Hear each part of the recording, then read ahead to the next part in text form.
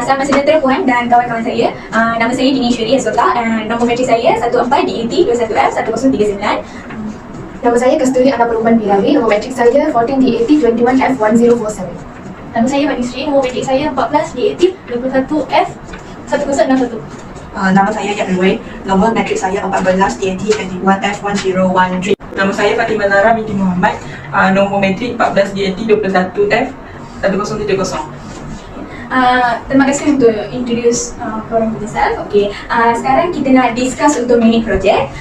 Mini project dah go through ke, korang dah belajar sikit-sikit kan? Dah tengok. Dah tengok. Okay, dah tengok. Lepas tu kita orang nak discuss tentang 4 benda. So 4 benda tu apa?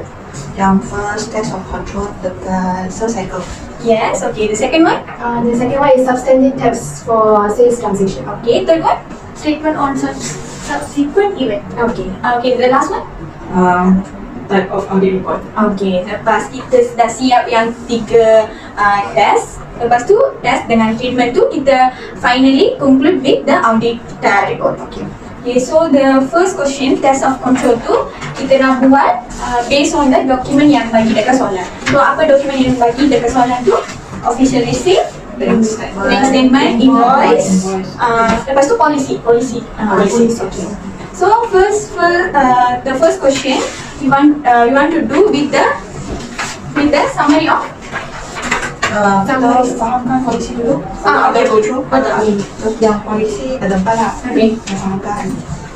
Yang nombor 1 tu, every receipt payment must be accommodated by a official receipt. Accompaniment by a official receipt. So maksud dia, setiap pembayaran yang diterima hendaklah disertakan yang receipt rasmi. Dia perlukan ada receipt dengan datang sekali lah. Okay. Masa kita terima payment tu. Okay. Lepas tu nombor 2. Nombor 2, official receipt. Dia perlu disainkan oleh chef clerk, Mr. Hani. So yang official receipt yang kita terima, kita kena ada sign lah, signature from Mr. Hani. Mr. Hani. Nombor 3 tu, Dia ada diskaun untuk kalau ada sales ni dia under 5,000, memang dia akan tak beri diskaun lah. They not allowed for discount. bawah 5,000. Contoh kalau bawah 5,000 macam 4,500 macam tu dia tak ada diskaun lah. Company tak boleh bagi diskaun. Company tak boleh bagi diskaun. Nombor 4. Payment yang by check kena depositkan ke bank sehari selepas dia official receipt tu dikeluarkan. Ya betul. Lepas dia keluar the next day, you kena depositkan ke bank. Kalau macam on the spot ataupun the next day On the spot. On the spot pun boleh ya. Next day. kita go through Kita go through the first one set yang kita kena compare dengan bank sama-sama invoice. yang bank statement sini.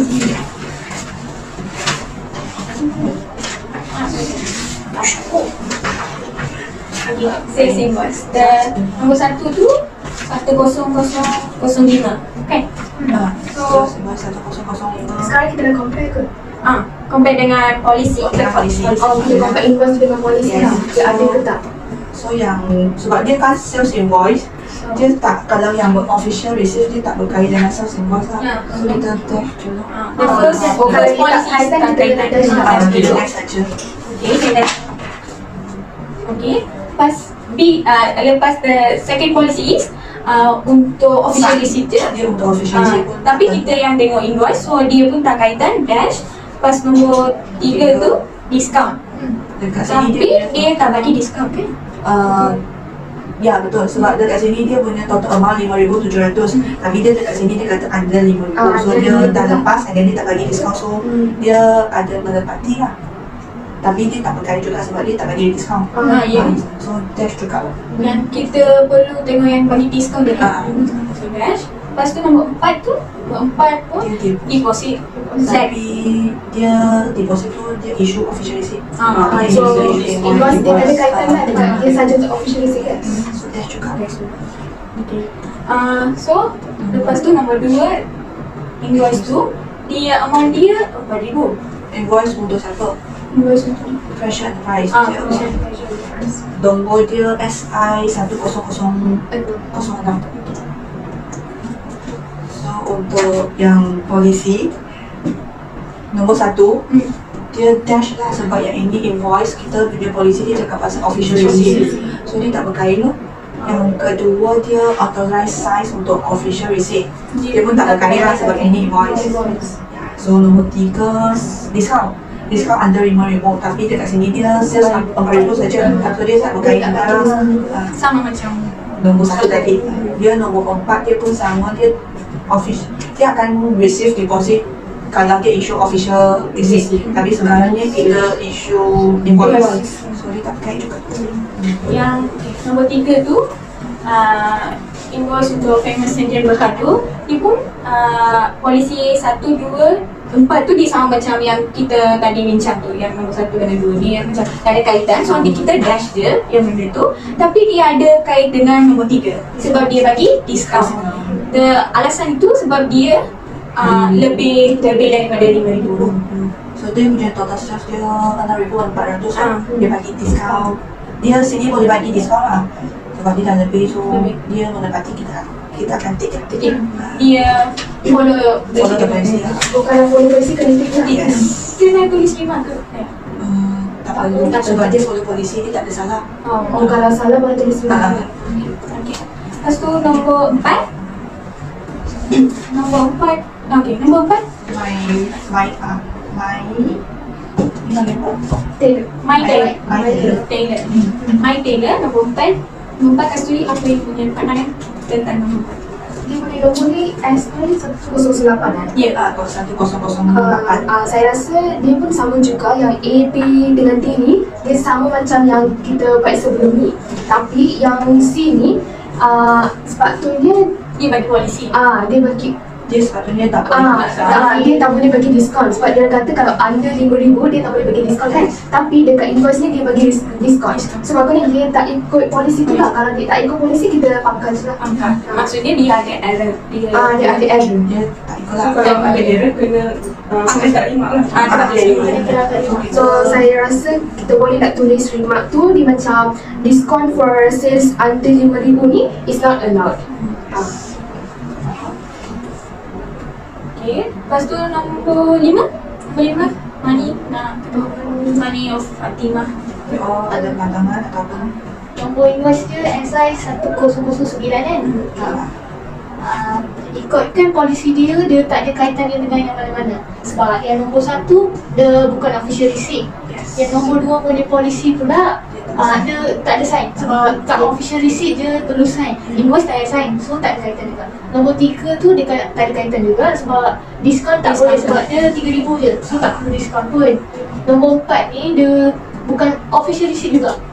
so tak Tak payah payah, tak payah deposit dia tak ada kaitan. Okay. The last one SI 10010.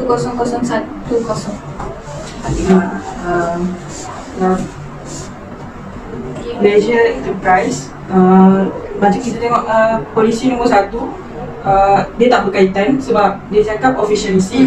So ini adalah invoice, so kita dash je lah. So polisi kedua dia cakap sama juga, semua official receipt kena ada tanda tangan. So ini invoice, so dia tak ada tanda tangan, so dash je lah. Yang polisi ketiga tak ada diskaun yang allowed under daripada RM5,000. So ni RM4,000, jadi dia tak boleh. Dia RM4,000 dan dia pun tak bagi diskaun. Dia tak bagi diskaun lah. So tolak juga. Lepas tu semua apa tu yang semua payment yang by check kena depositkan ke bank kalau dia after official receipt has been issued. So yang ni invoice, so dia tak kait lah. Dash juga. Hanya untuk official receipt. So kita dapat satu kesalahan dia dekat sales invoice. Lepas tu kita cari dekat official receipt. Satu kesalahan dekat SI 1008 lah yang tentang dia punya diskaun. Dia bagi Yang diskaun. lain semua tak ada kaitan. Yang official receipt. Yang ni. Official receipt kita kena kena sekali dengan bank statement tu. Sebab dia ada sikit kaitan dengan That's it. Okay. So official receipt nombor pertama tu Maya Taylor. Dia receive payment. Kalau kita tengok receive payment tu dia kaitan dengan polisi nombor 1 sebab dia receive payment must have been accommodated by official receipt. So dia nombor 1 tu dia ikut. nombor 2. Nombor 2 Dia dengan sign. tentang sign tu. Tapi dekat sini dia ada sign tak? Tak, dia tak ada sign. Ni yang club tu dia tak ada sign. So dia tak ikut polisi tu kan. So kita faham. Kena tulis kat lima lah. Kena tulis kat lima. Tapi kita tengok dulu semua polisi yang ada lagi yang tak ada. Nombor 3 tu sales tu dah ikut tak kaitan ke? Dia Yang ini discount je. so I mean sale Tak kalau official yang sini tak ada lah. Ya, dia tak ada rasa semua saja. So yang nombor Nombor 4 Dia nombor the next 3 day, dia. nombor 3 dash je. Nombor 4 tu dia deposit kena check. So kita kena tengok dia punya tarikh kan? Tarikh deposit. Ini dia punya check number CIMB 123 So dekat sini CIMB 123 dia deposit dia masa 24 Jun. Tapi dekat sini dia issue 22 Jun. So dia tak mendapati loh. Kalau dekat ikutkan polisi, dia the next day is 23 Jun dia dah kena deposit. Tapi dia dah lambat, so yang nombor 4 tu dia tak apa. So yang remark, kita kena remark nombor 2 dengan nombor 4 loh. Sebab supposedly dia masukkan, dia depositkan duit tu ke bank 23 lah esok the next day. So the next one polisi. The Next one polisi. The next one polisi. Okay, second one, nombor 1 tu dia receive payment, dia kena issue official receipt, dia dah issue official receipt, so betul. So nombor 2, Nombor 2 sign. Dia tentang signature Miss Hani. Dekat sini ada sign Zara. Dia sign Zara tapi dia bukan Miss Hani. Tapi dekat polisi dia kata dia Miss kena Hani. Miss Hani. So dia tak boleh sebut.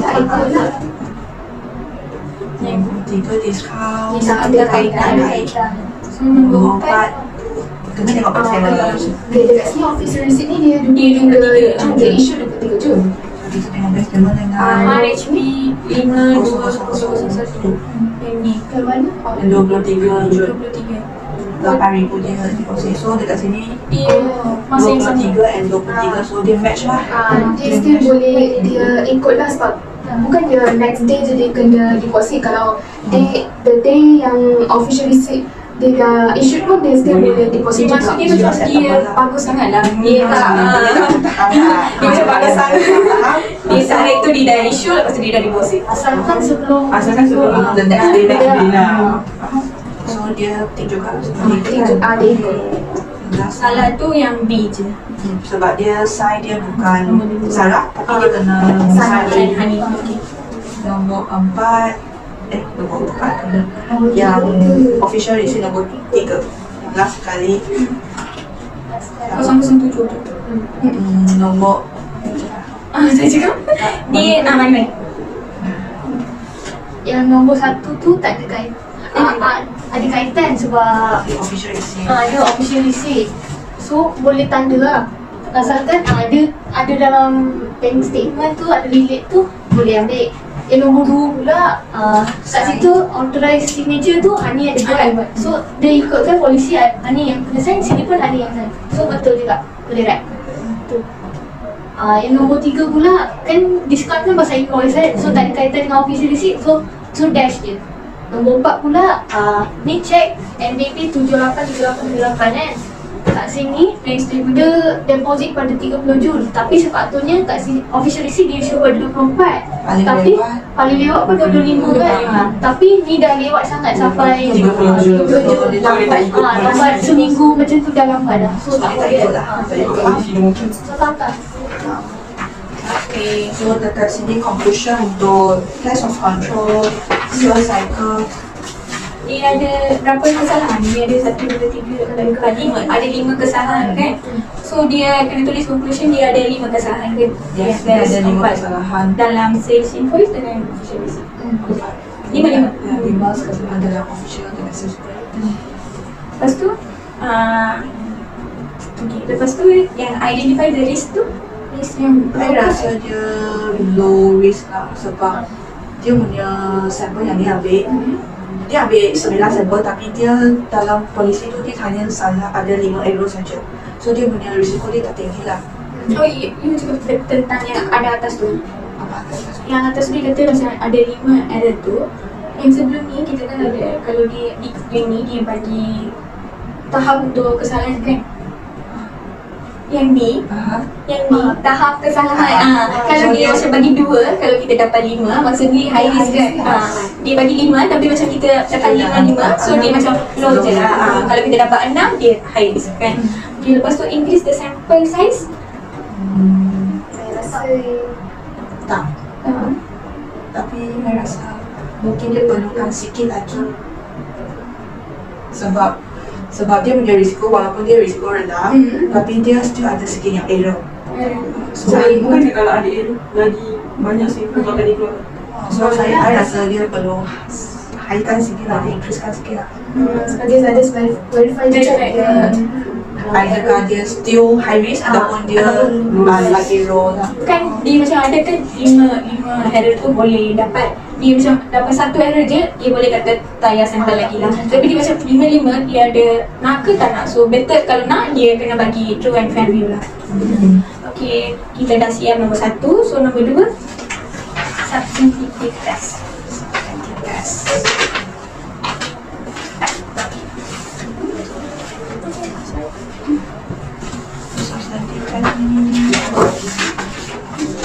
So substantive test tu based on the process kita buat tu kan. Apa test yang kita guna tu kan? Apa assertion lah. Audit assessment yang kita guna. Yang first I rasa dia boleh guna completeness. Completeness.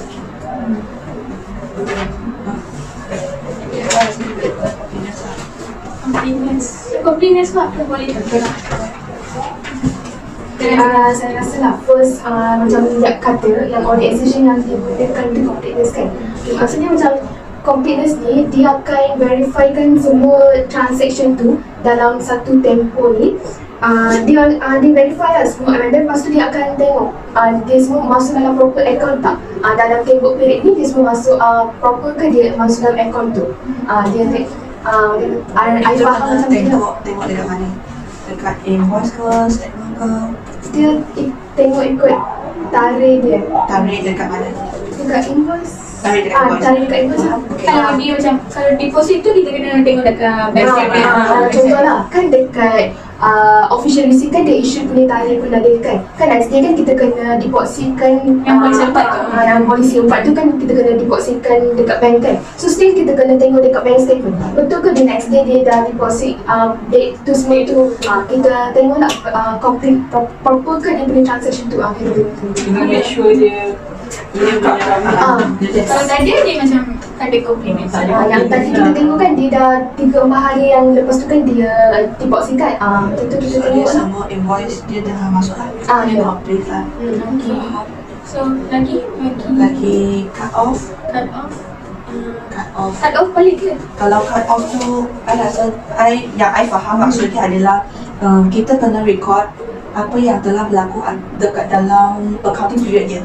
Contohlah accounting period bagi company ini adalah 1 January sampai 31 Disember. So kalau dekat cut off sini, company ini dia perlu record yang dalam tempoh ini saja. So yang based on apa yang official receipt, apa yang dekat dalam invoice dengan bank statement, dia semua dia ada ikut dekat cut off lah. Dia semua tu dia sebelum 31 Disember lah. dia tempoh perikawanan dulu. Dia ikut soalan lah dalam soalan tu dia ada bagi tempoh perekonomian. Okay. Dia ada guna kan? So Dia ada. kan. Lagi ada. Lagi ada apa association lah? Ada writing obligation. Ada. I rasa mungkin ada. Mungkin. Apa Sebab right Maksud writing obligation tu apa? Reading obligation. dia Dia punya hak, dia dia punya hak dan kewajipan dia Kewajipan auditor. dia untuk ikutkan make sure macam ni. Writing obligation tu dia auditor tu kena tengok kena dapat proof lagi macam ni. Kan creditor tu dia kan dia ada macam kena send sense Confirmation letter. Okay, macam tu dia kan ada proof. Creditor tu account receivable tu ada balance tu sama dengan creditor tu ke. Dia kena tengok proof tu. Macam bank balance tu sama dengan bank statement tu ke. Dia kan ada hak untuk di-check adakah benda-benda apa-apa yang dia record tu semua betul lah. untuk hantar confirmation letter, lepas tu dia kena check semua. Okay. Lepas tu ada apa? Saya ingat occurrence tu ada masuk tak? Occurrency. Occurrence Occurrence. Occurrence. Occurrence. Saya ingat dia cakap occurrency. Occurrence tu dia macam transaction tu dia kena record kan dalam finance statement. Lepas tu dia macam semua account tu dia kena ujuk. Apa yang dia record benda tu telah berlaku lah. Occurrence dengan existence tu sama ke? Dia benda yang lebih kurang. Dia sama lah, boleh cakap sama. Assistant tu dia macam account tu asset ke liability account tu dia ada ke tak ada ke auditor kena tengok dia wujud ke tak dia macam tu. Dia proper account tu diwujud ke tadi? Tak ada. Occurrence tu dia macam transaction tu berlaku kan dalam Satu tu wujud, satu tu berlaku. Kiranya macam dia nak tunjuk kalau contoh kita tengok sales invoice, maksudnya kita nak tengok maksudnya jual transaksi tu dah berlaku dah. Nak mewujudkan yang dia dah record tu dah berlaku dah benda tu dekat sales macam invoice. ni dekat assistant tu dia ada account sales kan, kita tengok account sales tu wujud ke tak. Lepas tu dekat invoice tu kita cek balik transaksi tu wujud ke tak. So dua-dua macam dua-dua berkaitan lah. Dua-dua tu dekat dua belah tu kena match. So Kalau dua-dua macam kita nak sama. check tu, kita boleh check dengan check receiver kita. Kita boleh check confirmation. Betul ke ada berlaku invoice ni boleh tanya pada dia. Kalau ada benda tu maksudnya ada lah existence ataupun occurrence. Ada berlaku lah. Ada lagi ke? Ada soalan lagi. Presentation ada ke? Presentation mesti ada kan sebab present dia punya account tu dalam financial statement. Dia kena disclose. Dia kena disclose. Lepas tu Dia kata kita dah tulis berapa? Cut off, occurrence. occurrency tak ada. Occurrency tak cakap tak ada. lagi. Occurrency ada. Occurrency saya rasa ada sebab dia occurrency dia cakap tentang dia punya amount. Bukan. Cakap Betul lah. Occurrence tu dia macam tarik. Dia boleh tarik kan? Accuracy tu kebanyakan kita tengok kalau kita nak tahu accuracy tu berlaku ke tak, kita akan tengok amount dia. Sebab kebanyakan auditor tu dia akan check dengan inventory, dia akan tengok amount yang kurang kat sini ada tak betul dengan invoice tu. Macam tu dia check. Ataupun kalau tak boleh macam tu, kalau nak lagi senang, auditor akan check dengan trade receivable dia. Amount yang company, client dia jual pada dia tu ada tak sama dengan trade receivable dia, ada tak invoice dia. So tengok amount dia. Lepas tu kalau trade receivable kita ada bayar, kita boleh tahu dia ada bayar ke tak, berapa bayar. So macam tu kita boleh tahu accuracy berapa yang kita ada tolak dalam trade receivable, sales kita berapa banyak ada naik, macam tu kita boleh tahu. Maksudnya orang tu kena sama ke? Orang dia kena entry sama. amount tu kena sama. Amount kena sama, orang yang kita bayar dengan orang yang terima dari third party tu kena sama juga. Name account pun kena sama. Tarikh pun kena sama juga. Apa yang dia record tu semua betul. Invoice yang kita hantar pada dia pun dengan kopi invoice yang kita ada tu akan sama tarikh lah. So kita boleh tahu barang masa kita keluar tu, masa tu transaksi dia ada masuk. Dia ada purchase, kita ada sales. Macam tu lah. Katakanlah kalau kita tersalah masuk dekat account yang salah, name account yang salah, maksudnya tak ada lah accuracy. Accuracy tak ada kat situ, dah berlaku material statement dah kat situ. Tapi kat situ kita tapi kita boleh betulkan balik sebab kalau kita buat salah pun sebelah sana third party kan ada buat betul. So nanti masa kita hantar confirmation tu kita boleh tahu kat mana kita punya barang ada kurang. So pada tarikh tu kita ada bayar pada company ni lah, macam tu kita boleh tahu. Kita boleh hantar confirmation pada dia. So dia boleh confirm pada kita, so kita boleh tambah balik lah. Kita boleh betulkan. Betul balik. Boleh buat adjustment kat situ. Company klien kita. Relate dengan audit assistant yang lain juga. Kan dia hantar information kan. So Dia ada. So nanti auditor akan ada propose adjustment kan, dia akan suruh accountant untuk buat adjustment. Nanti Sebab dia akan walaupun propose klien kita tak tahu, auditor boleh tanyakan dia ada kan access pada dia, kan ada rights untuk tanya pada third party creditor dia, trade receiver dia kan, dia boleh tanya sana. So dari sana kita boleh dapat information, kita boleh adjustment kat sini. Kebanyakan audit tu kita kena adjust, lepas tu hantar pada klien kita. Boleh tak saya adjust ni, kena adjust juga sebab nanti boleh affect profit kita, trade receiver kita. So mesti dia nak adjust juga. So semua ada tak? Tadi kita dah bincang kan, lagi ada tak? Lagi Saya rasa ada valuation. Valuation Valuation tu dia macam tengok balance dia. Balance dia tu account tu mesti tepat, mesti Balance yang mesti harus betul. Oh macam ni balance account Balance account, balance macam tu lah. Bank statement. Macam sales juga lah, kalau dah tambah semua orang punya sales yang kita buat tu dalam invoice semua tu, so ending balance itu betul lah. Balance. Dah habis soalan 2. So soalan 3 tu treatment Kita buat of sekali calculation untuk soalan 2 lah. Soalan 2 total ni ada 7 Tujuh assertion. So dia ada 7 assertion, ada completeness, ada part of rate of formulation, accuracy, assistant sama dengan presentation dan valuation. Dah 7. Okay, lepas tu nombor 3 kan? Nombor 3 treatment of subsequent events. Kita punya subsequent event tak ada tiga. Tiga dekat sini. So, I tulis dekat whiteboard lain. Boleh. So, dekat sini dia ada tiga. Kita punya accounting dia adalah 1 hari bulan 1 2020. Sampai dekat sini 31 Disember 2020. So yang first dia cakap pasal dia punya Minutes of meeting company. of company. Dia meeting tu dia cakap dia rasa dia perlu tutupkan satu branch dekat Kedah tu. Tapi yang ini dia berlaku dekat By April 2021. tapi dia minit tu dia 2 Januari. Okay. So dia akan ikut masa 2 Januari lah. 2 Januari dia dekat sini lah. Saja 2 Januari. Lepas financial year kan? Yes. Lepas financial year. Dekat sini dah cakap 2 Januari 2021. So dekat sini I rasa dia hanya untuk disclosure saja. Sebab 2 Januari yang ini dia tak ada bagi amount apa-apa, tapi dia cakap dia nak closekan satu company saja. So closekan satu company dia akan disclose dekat not to the account. Dia hanya bagi tahu kenapa lah. Excuse, dia tak ada adjustment apa-apa kan? Dia tak ada adjustment. Sebab dia macam tak ada amount ke apa tu kan? Kalau ada amount baru kita buat adjustment. Yes. Sebab dia kan dah lepas financial year, so kena buat Ini tapi dia kasi. dia dalam subsequent event lah. Okay, nombor 1 tu Faham kita kan? faham. Kita tak ada buat apa-apa pun. Kita Kita disclose dekat not to the account saja. So nombor Nombor 2 dia punya tarikh dekat 15 Februari. payment voucher that not record yet. That 15 Februari. yang dah record kan? Yang ini dia cakap pasal inventory. Inventory yang dia beli dekat Oktober. Dia beli dekat Oktober 2020 lah.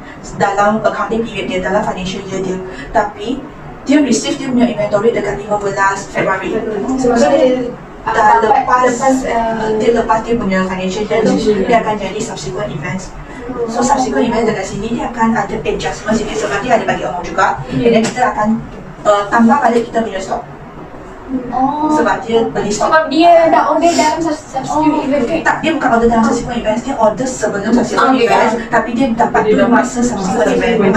Oh, kira dia sebenarnya dia dah order dan dia dah bayar. So kat situ dah berlaku bank tu dah keluar dah. Yes, tapi kita punya inventory tu So tambah tambah lagi. So kita kena adjust pun. Dia order adjust. Dia beli apa? Tapi Dia beli inventory. kredit apa? Kredit tu cash kan? Tapi kan sebenarnya kita tak tahu dia just balik. mungkin juga trade creditor tapi sebab yang ini dia tak bagi tahu dia cash ataupun dia bayar sendiri lah. So dua-dua tu bagi lah. Dia bagi amount saja kan? Yes, dia bagi amount saja. Yang last tu dia source document yang invoice dekat 15 Februari juga. 15 Februari dia cakap tentang dia punya bad debt. Dia ada antara satu customer, dia punya bad debt dah tak boleh dapat balik sebab customer dia declare bankrupt. Ya, so dia declare bankrupt. Tapi dia punya customer tu bad debt dia adalah dalam financial year yang dia berlaku pada 22 Oktober. 20 Oktober dia still dalam dia punya accounting period ya, sebab dia sebelum 31 Disember lah. So dekat sini tapi dia dapat tahun tu 15 Februari, so dia still dalam subsequent events tapi dia kena adjustment sebab dia betul-betul berkait dekat accounting period lah ya. So yang ini Kalau dia tahu lambat pun still kena adjust juga lah sebab kita kena tutupkan account bagi customer itu sebab dia dah akan bankrupt, kita dah tak boleh dapat balik. Dia akan jadi dia akan dapat rugi, dia akan jadi Belanja. expenses bagi company. So dia kalau dia jadi expenses bagi company, kita punya profit akan jadi kurang. So apa adjustment? Apa adjustment? Dia Bad debt. kenapa bad debt? Sebab kita nak Expenses nak masuk lah, kat expenses. Tahu Kita nak kredit tu Receivable. Yes. Kenapa? Sebab kita nak keluarkan hutang dia tu. Hutang yang Kita nak hapuskan hutang. Okay. Nombor 3 tu dah habis dah faham kan? So kita based on Memang kena buat timeline ke? better you buat timeline untuk you fahamkan either dia subsequent event ataupun dia dalam accounting Dalam period. accounting period. Kalau buat lagi senang lah. Lagi senang So kita kebanyakan kan dia tunjukkan subsequent event kan. So kita tak nak confuse dia sebelum tu sebelum Yes. sebab dia punya, kita nak fahamkan dia punya adjustment. Kalau ada dekat financial period dia punya adjustment lain, kalau dia after yang okay, kita dah siap yang nombor 3. So Last one. kita macam dah lebih faham tentang company ni. So kita nak buat nombor 4. Kita nak choose audit report yang mana untuk sesuai Untuk company ni. Types mana lah?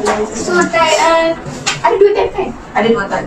Tapi ada 3. Tiga ada unmodified, Modify. dengan unqualified, modified. Tapi kita pilih Macam kita based on kita yang buat tu.